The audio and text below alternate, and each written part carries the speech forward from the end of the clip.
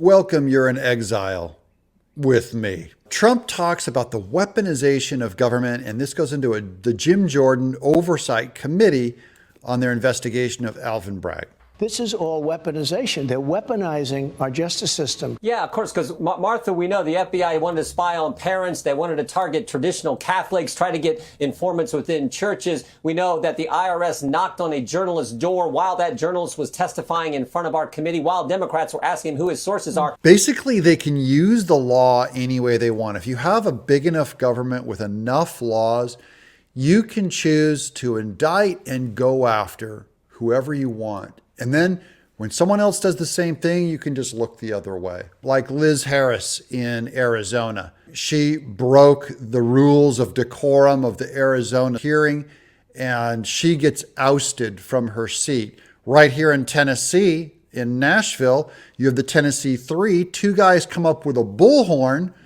and they get temporarily removed, then reinstated.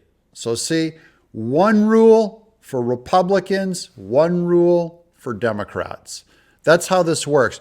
And Republicans are all playing nice and just really screwing up on this, not realizing that this whole system is being buckled against just one side. And now we have Alvin Bragg interfering and obstructing our investigation into election interference in the most important election we have, which is the election of who's going to be president of the United States. So, but if you're somebody, a Republican, let's say, running for office, and you get a subpoena, you might as well resign, because you're not going to be able to survive it.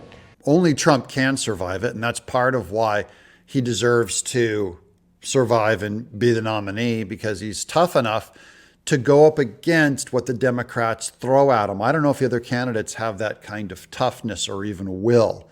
But this is how the Democrats take you out. They'll give you a subpoena. They'll run the FBI at your door. They've just now opened up 80,000 new IRS agents that we know are not going to go after the rich. They're not going to go after the Nancy Pelosi's and the Gavin Newsoms of the world. They're going to go after small, independent business owners to buckle them under their Marxist system. never forget what Alvin Bragg did here. He used federal money to indict a former president. Indict a former president. He used federal money to do that with no underlying crime here. He couldn't even state that at the press conference. And then when we try to investigate, he says, no, we're going to take you to court. Yeah, I'm surprised the entire Trump investigation wasn't funded by the Democrat National Party. It might as well. They pretend like they got the money from the federal government, but it might as well be from one party of the federal government. We actually kind of want to know, too, was there any involvement with the Biden Justice Department, with the White House, and how this all worked out? So those are the questions we have. But I actually think Alvin Bragg is obstructing our investigation, our constitutional duty to do oversight. That's the first time I've heard from Jim Jordan that the White House or the Biden administration could be part of the entire take out Trump. We already know that it's not above Biden to do that, and they'd only lie about it if it's true, and the press would only cover it up. That's their job. Thanks for watching. Glad you guys are here.